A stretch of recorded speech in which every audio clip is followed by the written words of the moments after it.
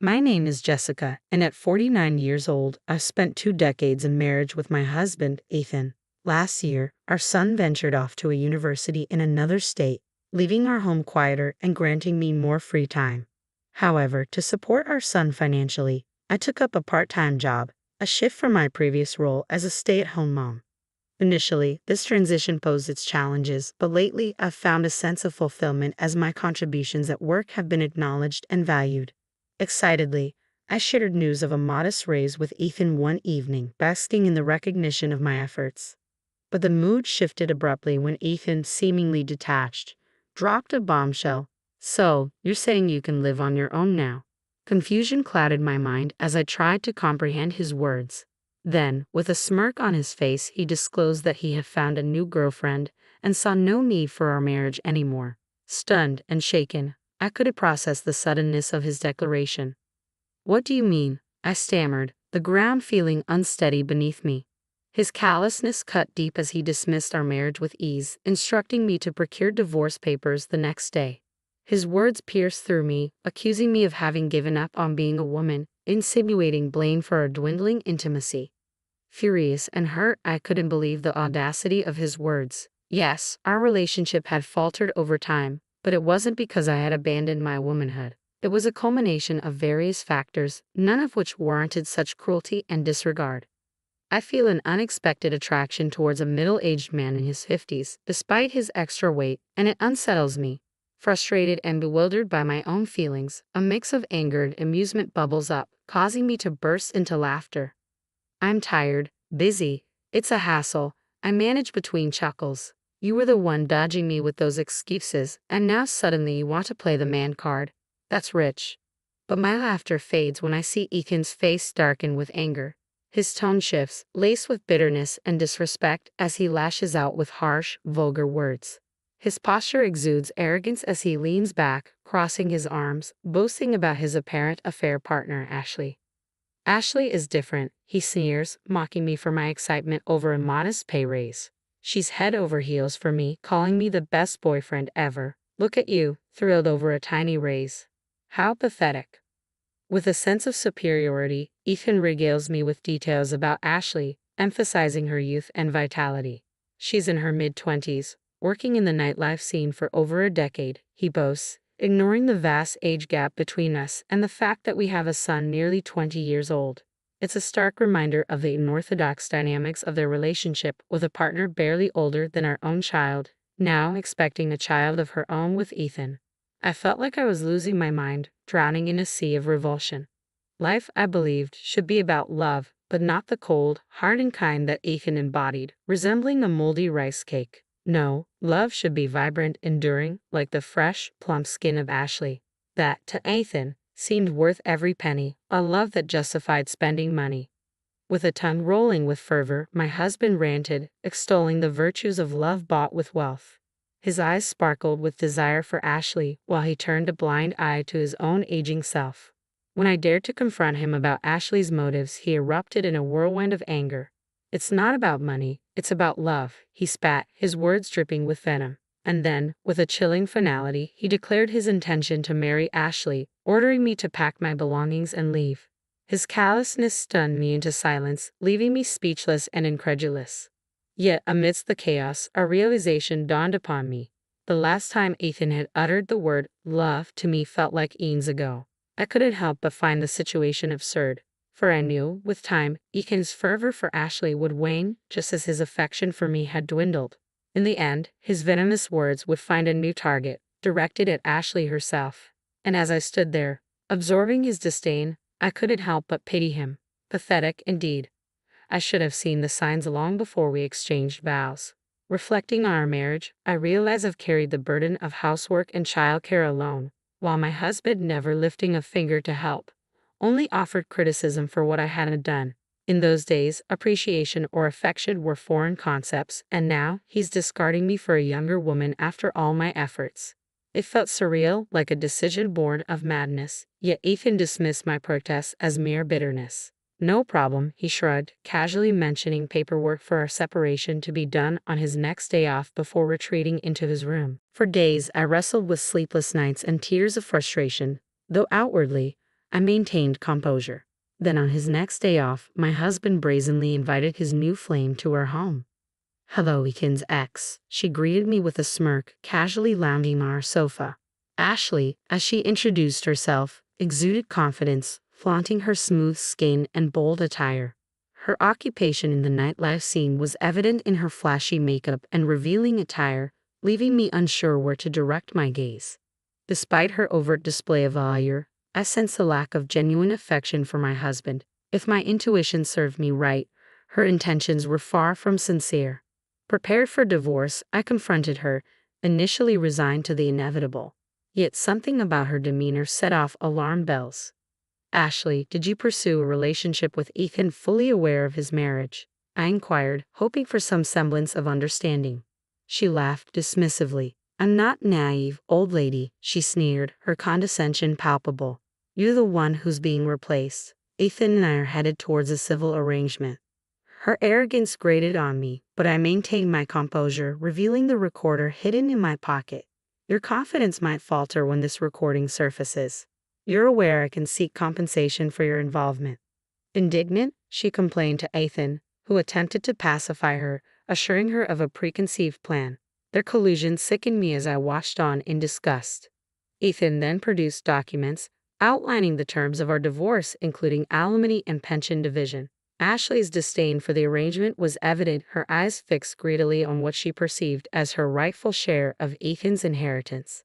With thinly veiled displeasure, Ethan reassured her, attempting to placate her with promises of child support. To him, her blatant greed seemed endearing, further fueling my anger. As she casually dismissed my settlement as a mere deduction from her own share, my patience waned, struggling to contain my fury. In the face of their callousness, I struggled to find solace, grappling with the bitter reality of their selfish intentions. Confident in my intuition, I proposed a solution, insisting on notarized documents to formalize the divorce terms. I kept my response curt, mindful of the recording device capturing our conversation. My husband, aware of the evidence against him, reluctantly agreed to my terms. "Are you satisfied now?" my husband's new companion interjected, visibly impatient. "Make sure you're gone by the end of the month," she demanded, clearly eager to take over my role in our home. With the notarized document finalized, our divorce proceeded swiftly. As if waiting for the opportunity, the woman wasted no time in asserting her dominance, urging me to leave with an air of amusement. "Now that I've submitted our marriage registration, I'm Ethan's wife," she declared triumphantly, relishing in her newfound status. I handed over the keys to our home, resigned to my fate. Before departing, I couldn't help but question her choice. "Isn't Ethan the same age as your parents?" I inquired, highlighting the irony of her insults towards me. Her response was telling. "You call me old, yet he's older than you," she retorted defensively.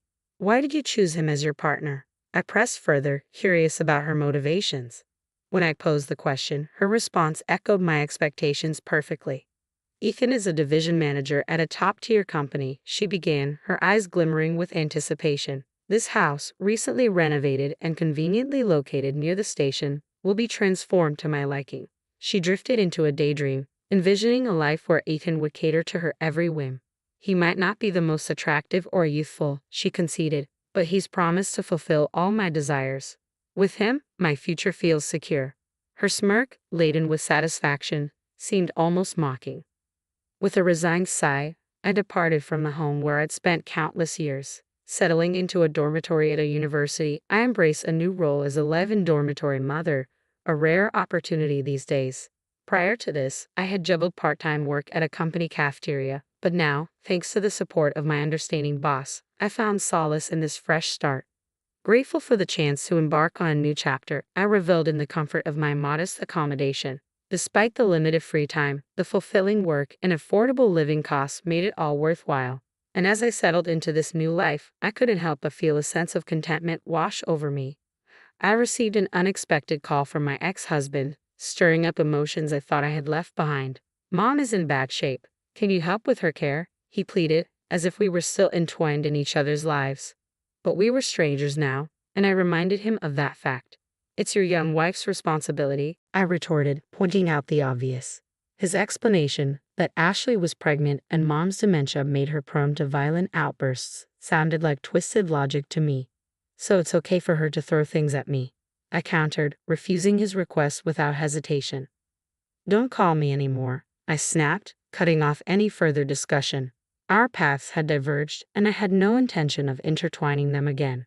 Despite being my mother-in-law for 2 decades, our relationship had remained distant. Besides, I had just begun to carve out my own independent life, with neither the time nor the resources to provide care elsewhere.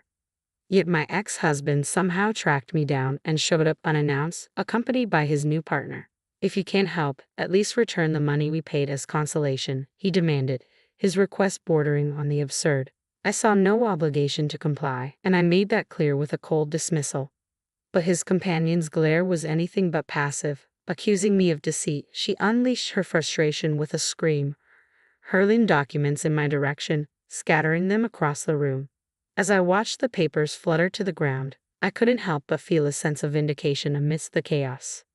I didn't deceive anyone. You merely assumed Ethan had assets of his own. I shrugged deliberately, emphasizing my indifference. While settling my late father-in-law's estate, I discovered a significant amount of debt.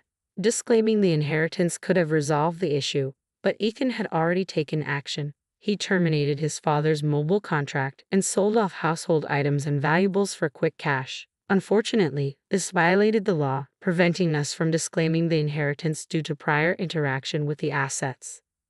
With a hint of triumph, I explained how Ethan's actions had left him and his partner responsible for the debt. Ethan dumped all the inheritance paperwork on me without heeding my advice, I accused, turning to address Ashley directly. Did you use that money to further your relationship with him? I demanded, frustrated by their disregard for the consequences. Ethan argued, claiming I should have informed him sooner. But that's precisely what I had been trying to convey. Their failure to listen and take responsibility together only exacerbated the situation. I knew nothing about this, I asserted, watching the woman grow pale and flustered.